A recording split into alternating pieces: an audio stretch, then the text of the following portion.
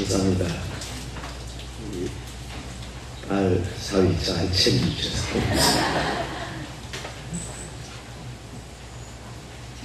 한국 교회에서 최초로 세워진 교회는 세문안교회입니다. 근데 세문안교회가 세워질 때 장로가 두 사람 임직을 하고 교회를 설립했어요. 하늘에서 구름 타고 장로가 내려온 게 아니고 지중원에서 언더우드 아펜셀러가 예배를 드렸습니다. 1885년 2월 22일부터 저희 교회는 교회에 이름이 있었던 게 아니고 그냥 지중원이었습니다. 그리고 세문안교회가 당회를 조직하고 1887년 9월 달에 교회를 설립하니까 아펜셀러가 우리 감리교도 교회 세워야 된다 해서 10월 달에 감리교회를 세웠어요. 이 정동 감리교회죠. 그러나 제중원에서는 계속 예배를 드렸습니다.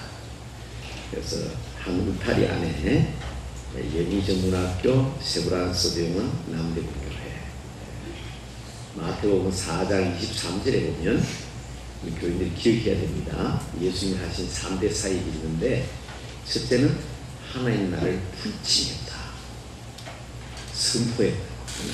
그게 교회입니다. 그리고 하나님 나라를 가르치셨다, 티칭했다.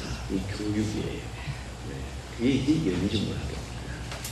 그리고 각색 병든 자들과 연약한 자들을 고치셨다. 그게 세브란스 교회예요. 6.25 때 서울역 앞에서 남대문에서 큰 불이 타가지고 그래서 저희 교회를 언덕 위에 다시 세웠습니다. 그리고 1957년에 연희의 연자, 세브란자의 세자를 따서 첫 글자를 따서 연세대학교를 만들어서 오늘날까지 한국교회 역사를 지탱해오고 있습니다. 그렇기 때문에 저희 교회는 장로교회로서의 역사는 그렇게 오래되지 않아요. 그래도 110년쯤 됐지만 장감연합으로 병원에 있던 교회로 선정받았습니다. 그래서 교회사에는 교회 이름으로 안 나오고 제중원 혹은 세브란스 병원 교회 이렇게 나옵니다. 함태영 목사님이 78명을 모아가지고 3일 못할 때도 역사 기록에 보면 세브란스 병원 남문박 교회, 그래서 33인 가운데 목사님 이름이 나오죠. 김 선생님도 해방 후에 저희 교회를 다니셨고, 예배 마치고 나오니까 기자들이 몰려와가지고 선생님 이 시대에도 교회가 필요합니까? 그래서 김 선생님 하신 말씀이 경찰서 10개 세우는 것보다 교회 하나 세우는 게 더 중요하다. 지금까지 진행하는 이야기입니다. 그런 132년 같은 한국에서 가장 오래된 역사를 가진 교회인데, 그래도 제가 나이가 그렇게 많이 아니잖아요. 5대, 6대, 7대까지 서울 장안에서 역사를 지켜오고 계신 분들이 주로 교회이기 때문에 좀 이런 교회 너무 부러워요. 왜냐하면 저희 교회 주위에는 동네가 없습니다. 2km 바깥에 나가야 동네가 있어요. 서울역에서 이렇게 쳐다보면 큰 지금 서울스퀘어 옛날 대우 빌딩이 강화가 있어가지고 교회가 가입고 있어요. 뒤에는 힐튼 호텔, 앞에는 지금 서울로가 만들어져 있지만 옛날 GS 건설이 있어가지고 잘 안 보여요. 그렇지만 한국교회의 영육의 역사를 가지고 있습니다. 그러나 이제 교회 설립한 지 1년밖에 안 된 교회나 한국에서 가장 오래된 132년 된 교회나 목적은 똑같습니다. 그럼 따라합시다. 하나님 나라, 하나님 나라의 건설, 그리고 하나 더 아까 붙일게요. 하나님 나라의 건설과 확장. 하나님 나라가 점점 더 이 땅에 확장되어야 됩니다. 마태라는 사람이 마태복음을 쓸 때 유대인들에게 편지를 보냈어요. 그런데 이 유대인들은 하나님이란 말을 안 써요. 여호와의 이름을 망령되이 읽지 마라. 그래서 신명사문자라고 그러죠. 글자만 나오면 못 읽게. 자음이 있어야 글자를 때, 미안합니다. 모음이 있어야 글자를 때 자음만 구성되어 있어요. 그래서 여호와라는 이름이 딱 나오면 붓을 탁 넣고 정중하게 붓을 씻어서 글자만 쓰지 말을 안 해요. 그러니까 이 마태가 하나님 나라를 얘기할 수 없으니까 마태복음 4장 23절에는 하나님 나라 나옵니다. 하나님 나라를 가르치시고 하나님 나라를 선포하시고 각색 비롯된 자를 고치셨다 이렇게 되어 있지만 그 말 대신에 쓴 말이 있습니다. 그게 하늘나라. 그래서 마태복음 13장에 보면 천국은 이렇게 나오죠. 그래서 우리 교회의 아주 분명한 목적은 천국을 이루는 것입니다. 제가 딱 와서 앉으면서 느끼는 게 천국 같다 이런 생각이 들어요. 우리 예언교회가 하나님 앞에 인정받는 천국 같은 교회로 더욱더 하나님께서 성장시켜 주실 줄 믿습니다. 최근 어디에 가서 가만히 보니까 천국 같은 가정, 천국 같은 교회 이름표가 많아요. 하나님 나라 같은 교회, 하나님 나라 같은 가정, 그 말이지요. 한국에도 약 지금은 132년 전에는 제중원에서 예배드리는 예배 처소 하나밖에 없었고 지금 6만 예배의 교회가 있어요. 어마어마하게 많은 교회들이 있지만은 교회가 이 목표를 잊으면 안 되거든요. 새로운 새신자가 묻습니다. 집사님, 목사님 자꾸 하나님 나라 천국천국인데 그게 어떤 나라입니까? 그래 물을 때 보시면 모르냐고. 우리 교회 같은 데가 천국 같은 교회다. 그렇게 얘기했을 때 두 가지 반응이 있겠죠. 하나는 아이고 나 교회 안 다닐래요. 여러분 그런 교회들은 안 되잖아요. 그지? 그래요. 천국이 우리 교회 같은 교회가 천국이라고요. 여러분 우리 예언교회가 천국 같은 교회 되실 줄 믿습니다. 아이들이 물어요. 엄마 하나님 나라가 어떤 데인데? 우리 집 같은 데 그러지. 아이고 나 교회 안 나갈래. 집이 천국 같지 않다니. 그러나 가정이 천국 같은 가정. 우리는 그 나라를 기다리는 사람들이고 물론 맞습니다. 이 세상에 완벽한 교회는 없어요. 저는 늘 그렇게 가르칩니다.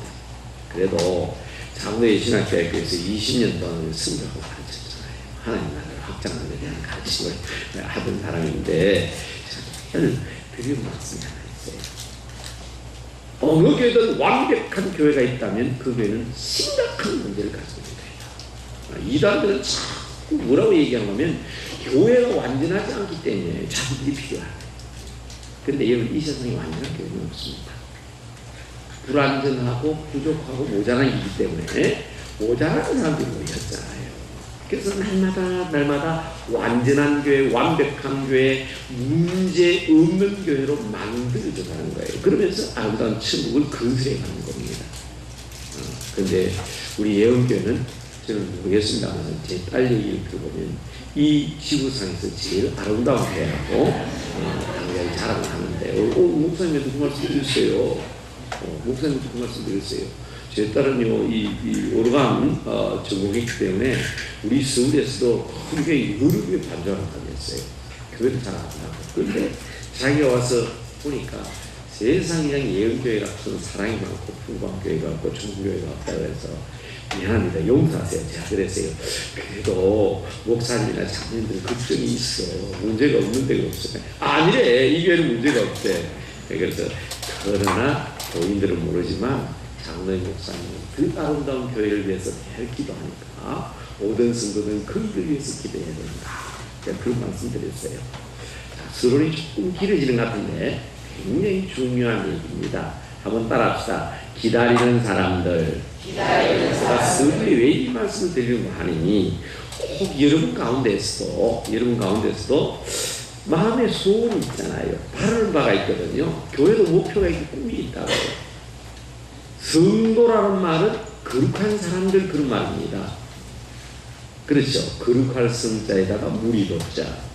거룩한 사람들, 예수 믿는 사람 그 말이지요. 그렇지만 저는 성도를 풀이할 때 항상 기다리는 사람들이다. 내 소원이 이루어질 날을 기다리고 내 기도 응답받기를 기다리고 우리 교회가 몇백 명의 목표, 몇십 명의 목표를 지으면 그 목표가 이루어질 날을 기다리고 그렇죠? 여러분 가정적으로 자녀를 기다리고 결혼할 날을 기다리고 생일날을 기다리고 입학날을 기다리고 취직할 날을 기다리고 다 기다리는 사람들이에요.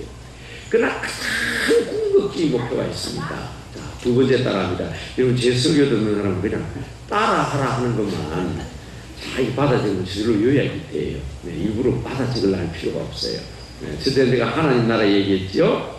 하나님 나라의 건설, 하나님 나라의 확장 그랬습니다. 성경은 기다리는 사람들인데 뭘 기다리는 사람들이냐? 따라합시다. 하나님 나라를 기다리는 사람들. 천국을 기다리는 사람들이에요. 하나님 나라를 기다리는 사람들입니다. 이게 중요합니다. 여러분 종말 신앙은 그러는데 종말은 우리가 기다리는 그 날을 두고 하는 말입니다.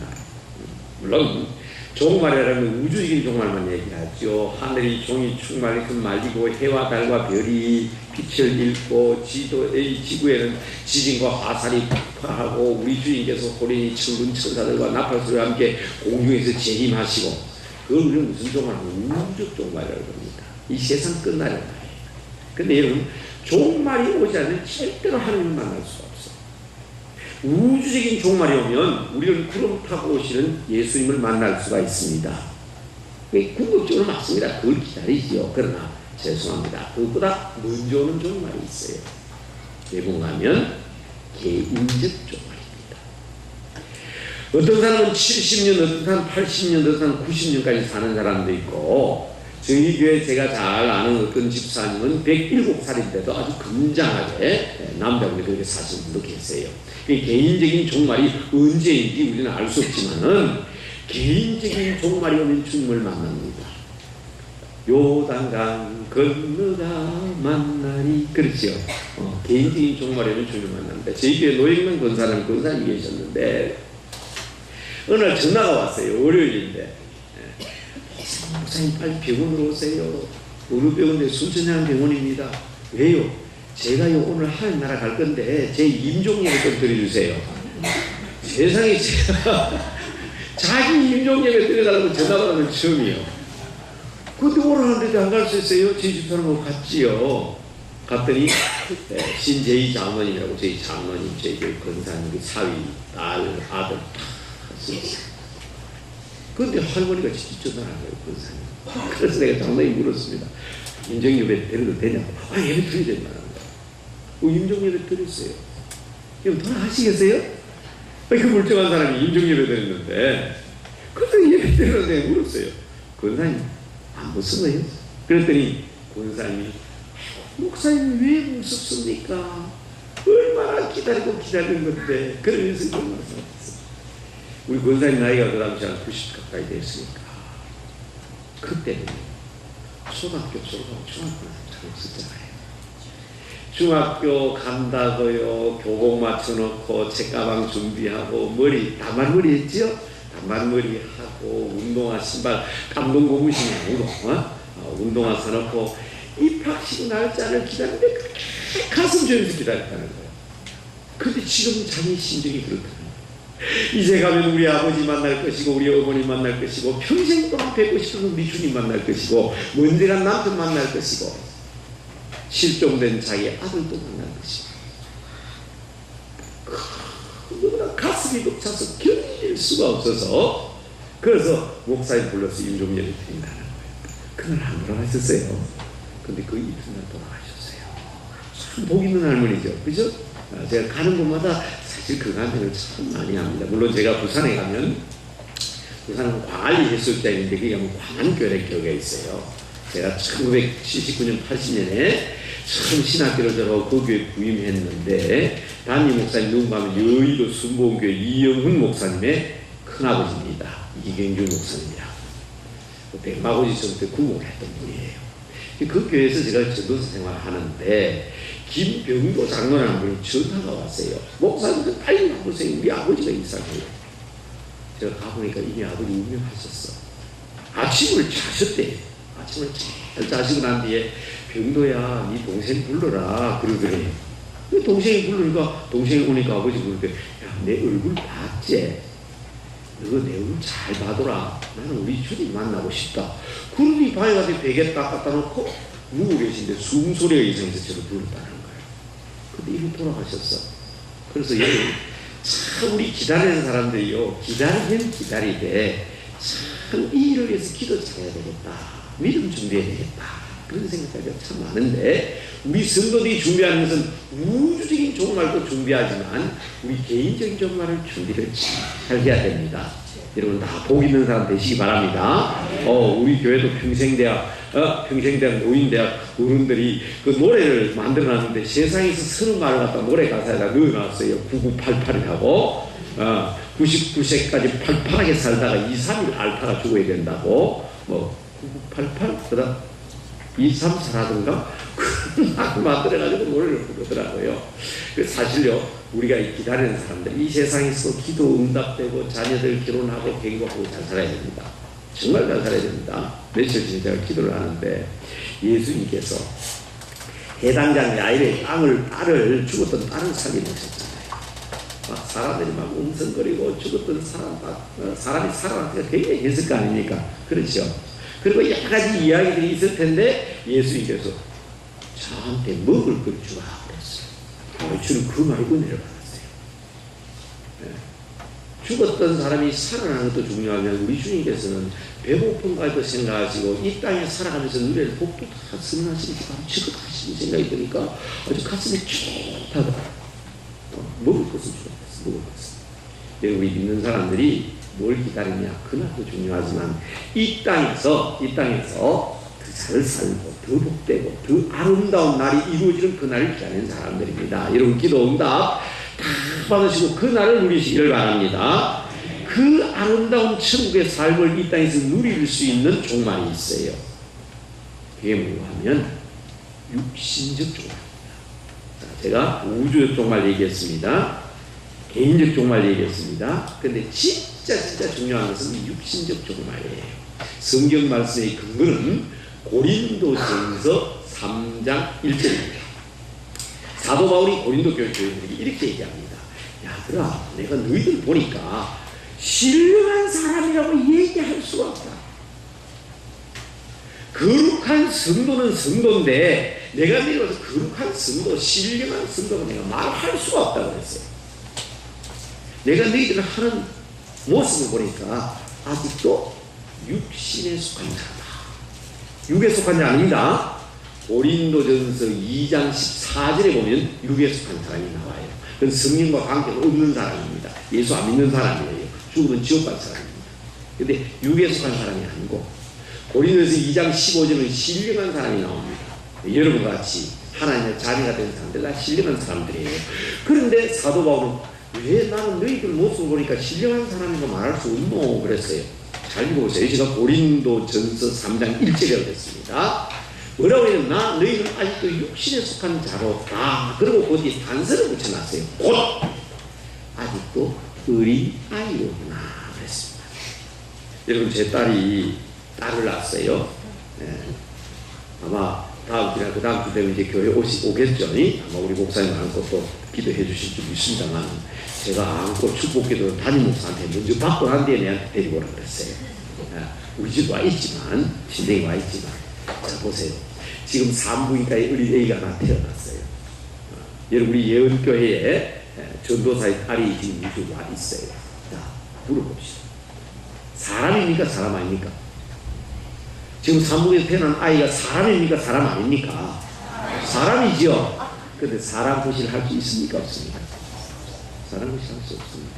네, 오늘 혹시 우리 교회 처음 나온 사람이 있습니까? 그분은 완벽한 하나님의 사람이요. 오늘 밤에 죽어도 천국 갈 사람입니다. 믿으시죠? 믿으시죠? 내 힘으로 천국 못 가잖아요. 예수 믿으니까 한번 따라합시다. 죄는 내가 지었는데 벌은 주님이 받으셨습니다. 복음에 대한 내용을 많은 사람이 여기까지 방법을 쓰는데 제일 간단한 방법으로 저는 그렇게 얘기합니다. 죄는 내가 지었는데 벌은 누가 받으셨어요? 그리고 또 벌 받으시니 우리 어디 가요? 천국 가잖아요. 그러니까 오늘 처음 교회 나온 사람도 처음 나온 사람도 예수 믿으니까 천국 갑니다. 하나님의 사람 맞습니다. 성도 맞습니다. 그러나 어린아이가 태어난 아이가 완벽한 사람은 사람이로되 사람 구시 못하는 것처럼 오늘 처음 예수 믿은 사람이 성도로서의 역할을 감당할 수 없어요. 그래서 바울이 그런 걸 뭐라는 너희가 아직도 어린아이고 육신에 속한다. 그 육신에 속한 내 혈기와 내 육신이 종말이 와야 되는 거예요. 이 종말을 우리는 육신적 종말이라고 합니다.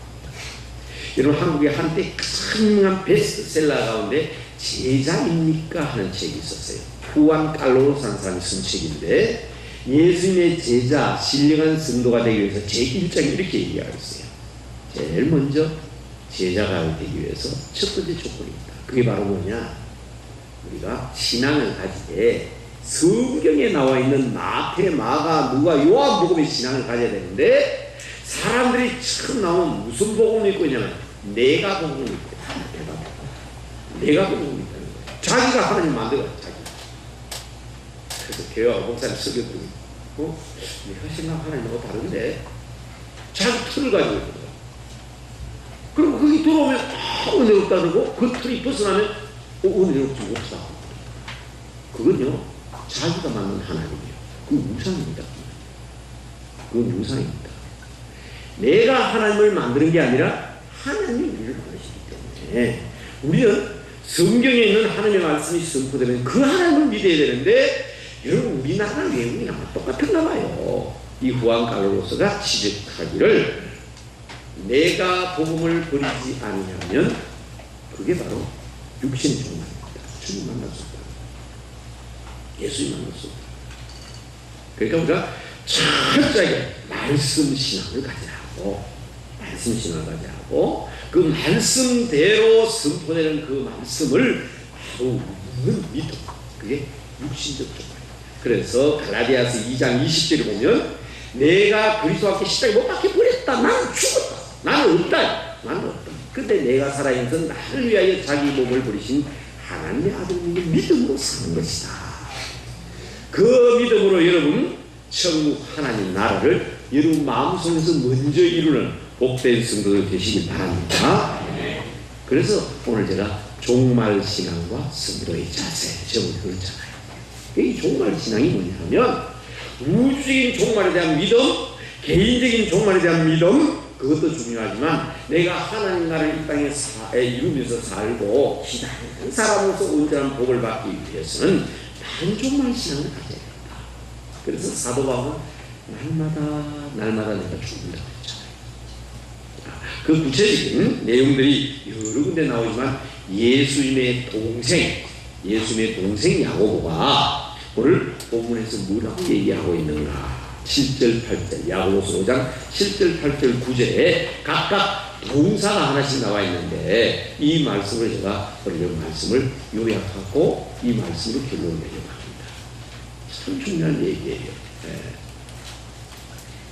예수님의 동생 제가 야고보를 했습니다. 세례 요한도 대단하지요. 예수님과 같이 자랐잖아요. 세례 요한은 6개월 형이고, 예수님은 6개월 이후에 태어났잖아요. 같이 자랐는데 세례 요한은 예수님께 세례를 받았잖아요.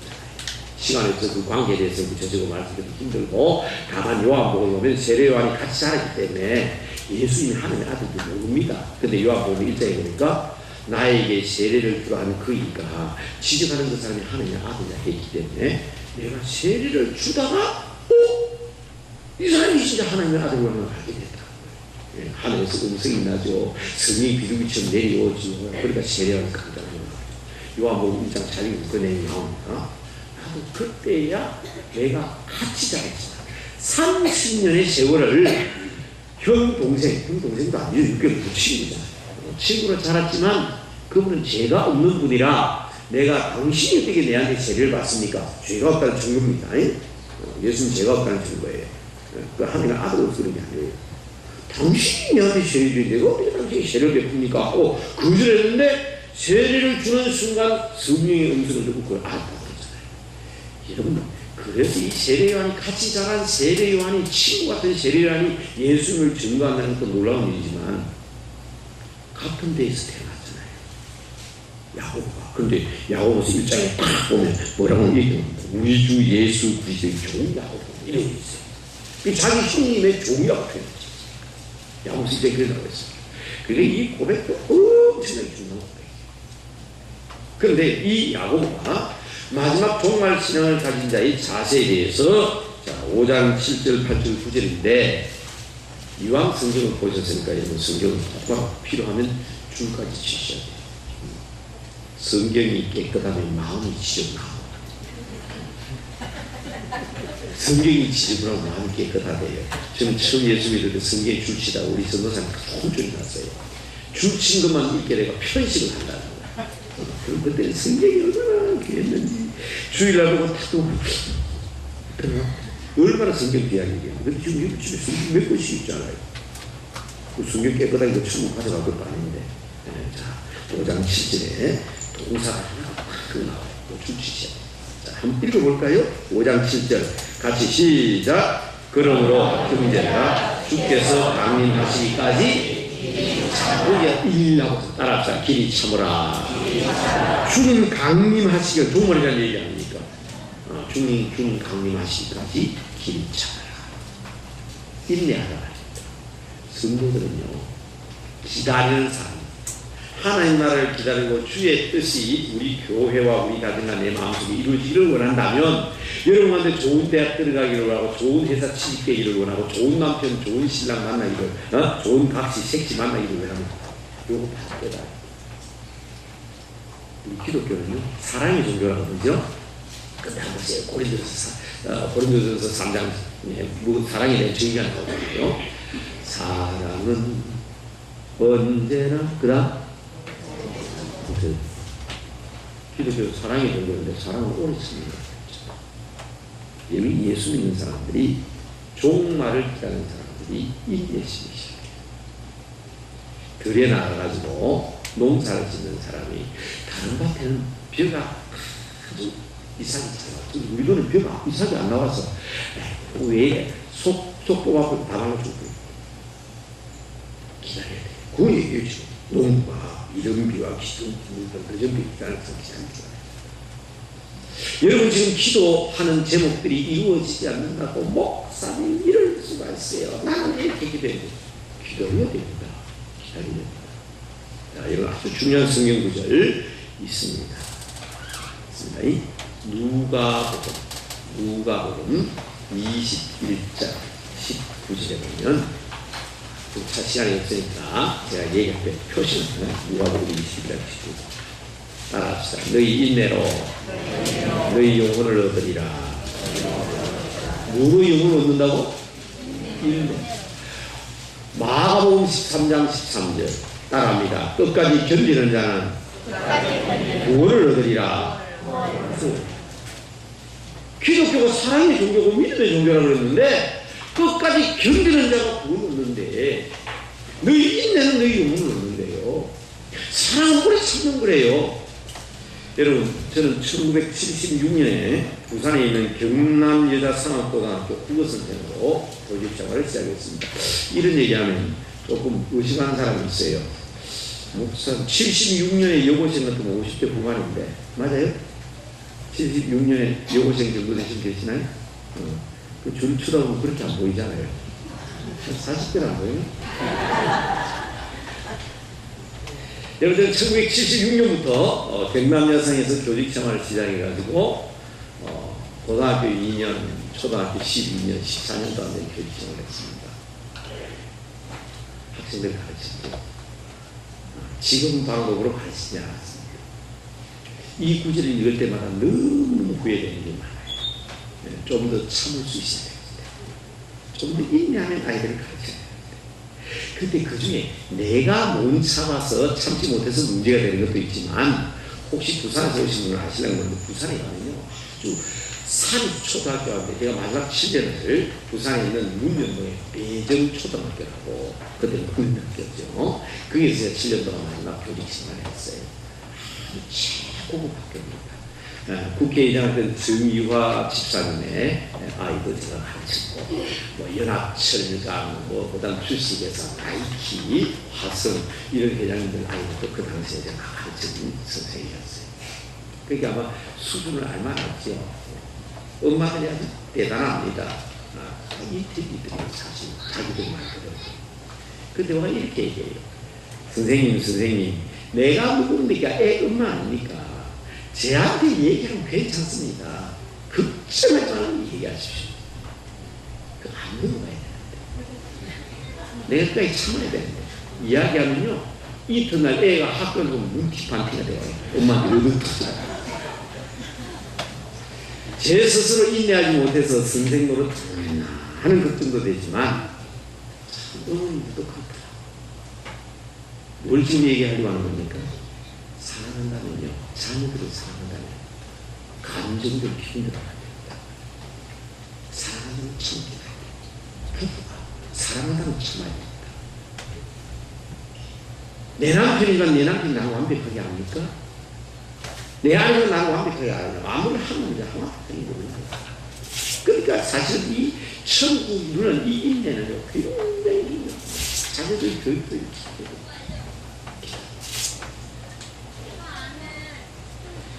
여러분, 이 학교에서 오랫동안 아이를 가르치기 때문에 거기에 대한 이야기도 많지만 제가 성경 얘기 하나만 할게요. 이 부분에 대해서는 예수님께서 잡혀가신 날 밤이었어요.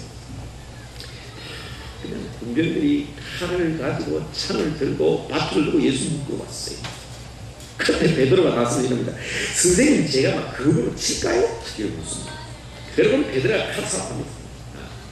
누가 군병들? 참 신나는 장면 같아요. 내가 생각하기에는. 저도요, 우리 교단에 한 1600명 선교사가 나가 있는데 그중에 한 7, 800명 제자들이거든요. 제가 외국에 가가지고 선교하다가 잡혀간다. 그러면 제 제자들 목사님들 나가면 싸우고 신날 것 같아. 오, 잘한다. 찔러버려. 막 수십버려. 오, 그럴 것 같아. 기분에. 오, 신남이 아닙니까? 내 대신해서 제자들이 매자 못 잡혀요. 싸우는 거예요. 근데 예수님이 그렇게 말씀하셨어요. 칼로 설치는 자는 그다음 칼로 나간다. 그러면서 베드로가 그냥 말고는 두 쪽을 내려가면 칼을 탁 내쳤는데 탁 피해버렸어. 말고 귀가 딱 걸렸어. 예수님께서 그 길을 붙여서 낫게 하시는 사실 말씀이 누가복음 22장 51절입니다. 한번 따라합시다. 이것까지 참아라. 어떤 집사님은 저리 계시잖아요. 그런 사람이 있어요. 목사님. 다른 거 다 참아도 이것만 빼고 있었어요. 나중에 천국 갔을 때 예수님, 야, 나 다 용서할 수 있어. 이것만은 절대로 용서 못해. 어떡하려고 그런 소리 합니까? 우리 주님께서 마지막 잡혀가시던 때에 하신 말씀. 어떻게 하라고요? 참 따라합시다. 이것까지 참아라. 중요한 얘기입니다. 그러니까 여러분 남편, 자녀, 교회 생활, 신앙생활 하다가 하나님 나라를 기다리고 주의 뜻을 기다리는 사람은 오늘 야고보가 직접 한 얘기예요. 길이 이것까지 공부하는 학생이 5분 공부하다 냉장고 한번 열고 10분 공부하다 텔레비 한번 쳐다보고 15분 공부하다 엄마 한번 불러보고 공부가 되겠어요? 그게 필요하고 기다리는 사람은 참아야 돼요. 확실하죠? 표시해 놓죠? 자, 두 번째 8절. 제가 있습니다. 근데 같은 말 반복을 빼고 동사 또 다음 동사가 나와요.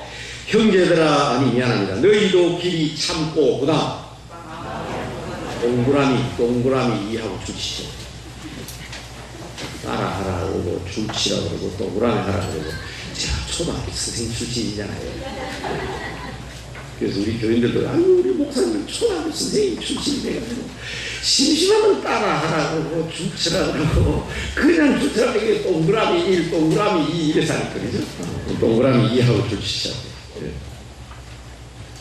마음을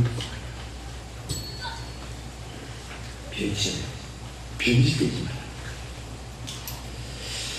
그래 부산 얘기해서 죄송합니다. 부산에 가면 우암 접기라는 곳이 있어요. 제가 초등학교 18년인데 그때는요 아이들이 우유를 물 마시지 마셔야 된대요.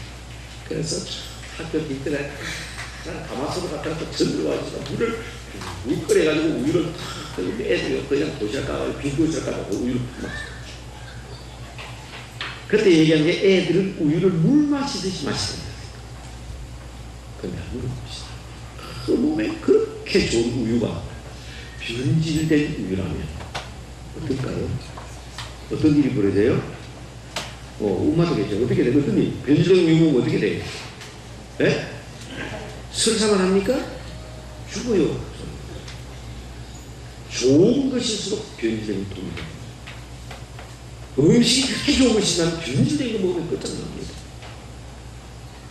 여러분, 음식과 우유와 비교할 수 없습니다. 그보다 더 귀한 믿음을 하잖아요. 우리 신앙만큼 고귀하고 아무도 없어요. 지옥 가서 천국 가잖아. 우리 모든 인생이 아무리 아름답고 아무리 멋져도요, 이런 말씀 드려서 될지 모르지만 저는 저희 집사람 결혼하기 전에 제가 좋아하는 아가씨가 있어. 큰일 났다 이제. 아베키지. 근데 그 아가씨가 저보고 교회 다닌다고 결혼을 하는데 지금은 학교 선생님하고 집안 장치한다고 그랬죠. 그때는 초등학교 선생이요. 그때는 산업이 막 육성되기 때문에 야간 학교 중간에 이 아르바이트 공장에 다니는 재봉 공장에 다니는 거다. 우리 그때 작았었습니다. 그러니까 이 아가씨가 말이 예수 다니고 결혼 안 했단 말이지 아마 우리 깜짝하고 결혼 안 하셨던 것 같아요. 그럼 제가 아무나 보고 좋아한다 했겠어요. 이뻤어. 그리고 은행 다니고 제법 괜찮았어요. 근데요, 우리가 전에 중학교 동기니까 연락을 하잖아요. 시약을 잘못 만났어. 크게 이쁘고 남보다 못지않은 사람인데 속았어. 나 같은 사람 찾으니까. 그래서 제가 바로 연락을 했습니다. 그 신랑 잘 모시고 진짜 이때 신랑 소개할게요. 예수님이 진짜 신랑. 이 세상에 아무리 잘 살고 부자가 돼도 예수님 만나면 끝잖아요. 그렇게 전화에 대놓고 울면서 얘기하더라고요.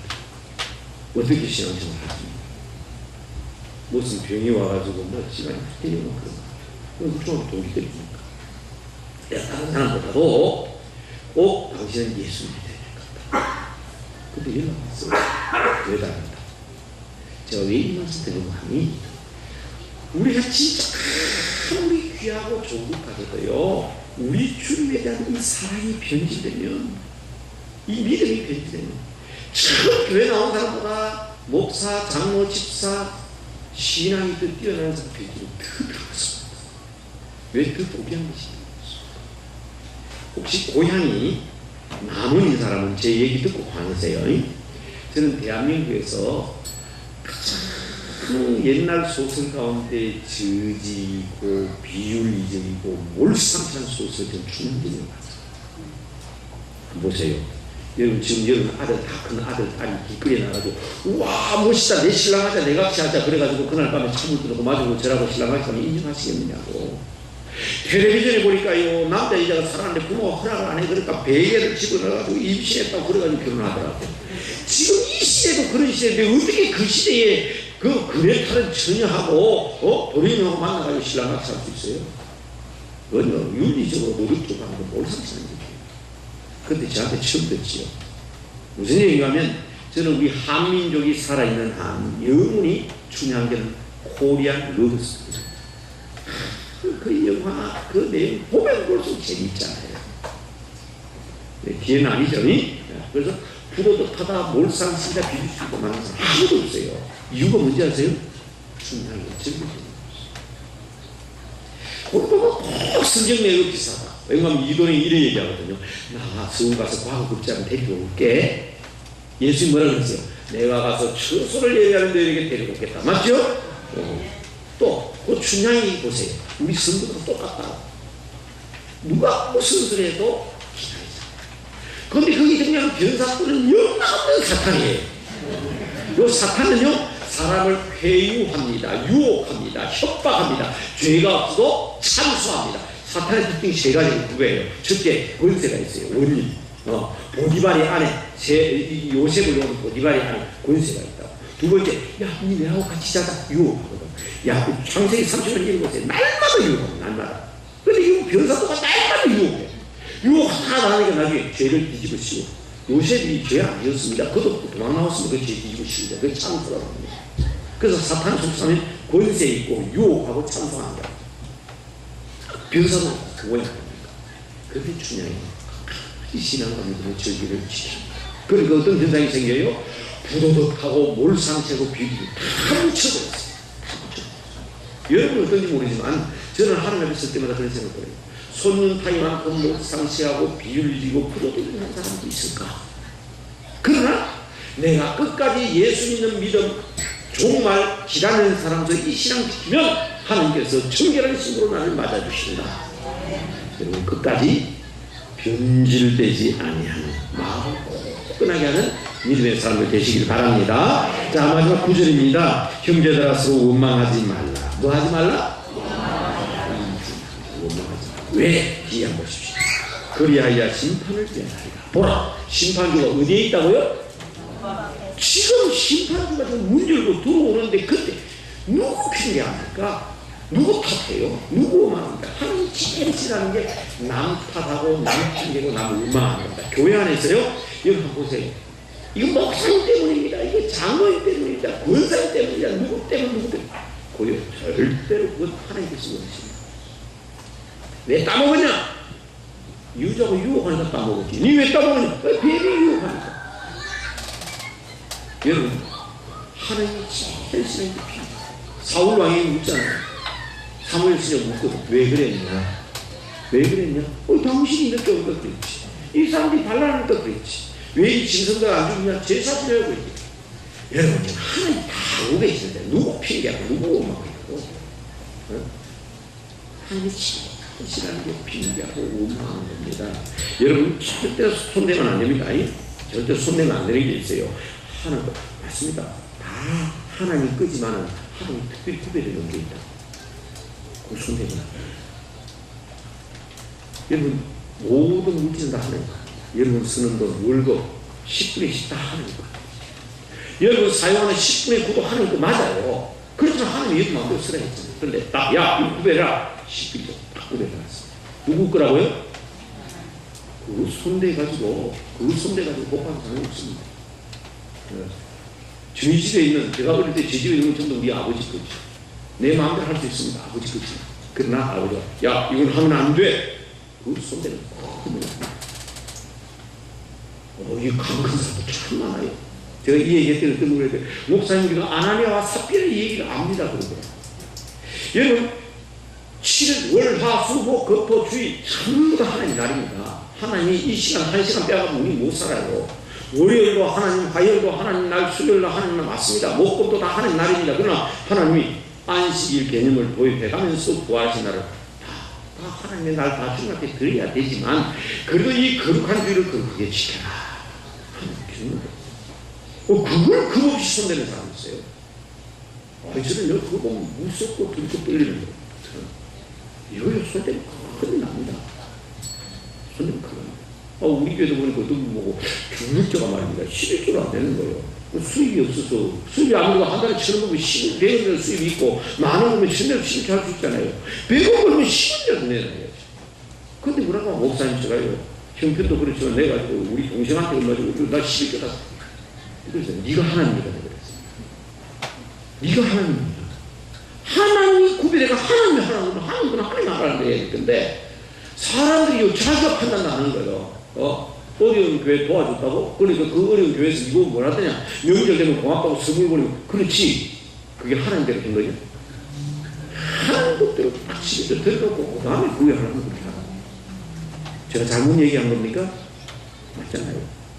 주도 마찬가지입니다. 옛날에 우리 힘들고 어려울 때는 어떻게 하면 주일 지킬까? 어떻게 하면 그렇게 몸을 푸는 요새는 가만히 보니까 어떻게 하면 목사님한테 주일 안 지키고 핑계할까? 이거 이 목사님과 관계 아닙니다. 장로님과 관계 아닙니다. 하나님의 탓입니다. 그 무슨 뭐 얘기할까요? 주의 종. 목사는 주의 종 아닙니다. 여러분도 주의 종이에요. 집사도 권사도 장로 다 주의 종. 여러분 핑계하고 나와보세요. 손대지 마세요. 안 되거든 기도하세요. 여러분 감히 영의정, 자의정, 우의정의 종을 판서대가면 원님들이 이래저래 함부로 못합니다. 죽어요. 영의정, 자의정, 우의정의 종인데 어떻게 판서대가면 자기 마음대로 남의 좋은 마음대로 돼요. 여러분 다 주님의 종입니다. 그렇게 여러분 세상에서 당당히 가십시오. 여러분들 예수 믿는 여러분들을 세상 사람들이 하나님의 종들에게 함부로 많이 가죠. 마찬가지로 교회 안에서 마찬가지입니다.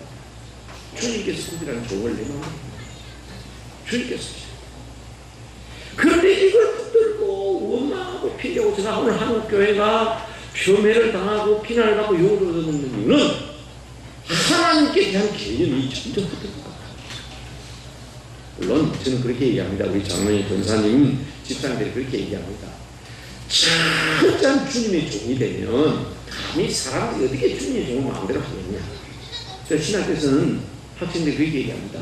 당신들이 철저한 주님의 종이 되면 절대로 교회 집사님들이 당신을 마음대로 못 부려봅니다. 문제는 당신들이 철저한 주님의 종으로 살지 않고 사람의 종이니까 나도 그래도 되는 줄 알고 그런다.